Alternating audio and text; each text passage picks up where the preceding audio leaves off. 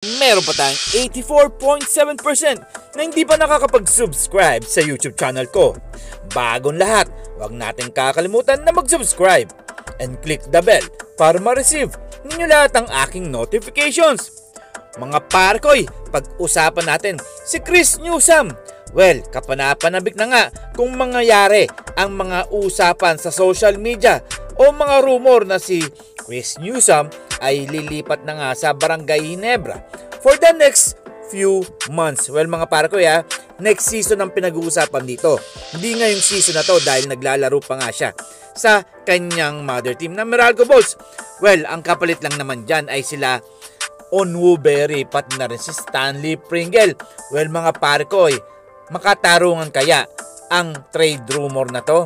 Well, ang dalawang player nga ng Barangay Ginebra na si Stanley Pringle pati na rin si Onwuberry siguro patas na kung ipapalit nga ito or ititrade kay Chris Newsome dahil medyo bata-bata pa nga itong si Chris Newsome kumpara dito kila Stanley Pringle.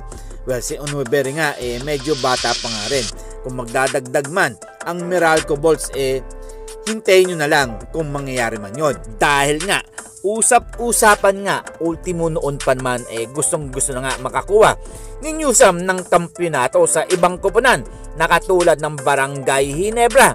Katulad nga ni Chris Ross napapabalita ngang lalayas na ba siya sa SMB. Well mga parkoy hindi pa natin alam yan dahil nga ayon nga sa social media si Chris Ross nga gagawing assistant coach ng SMB.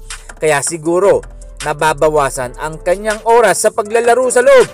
Well, alam niyo naman kung sino mga naging point guard o loaded na rin ang SMB na mga point guard. Siyempre, mawawala ba dyan si Idol Romeo?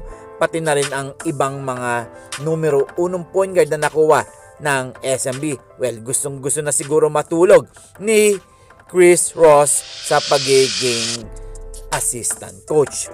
Well, ganyan talaga. Once na nagkakaroon ka na ng edad at may napatunayan na, talagang kailangan niya ng mag-move on para makalipat sa ibang koponan. And this is Ton The Boy Vlogs. I'm out. God bless you all.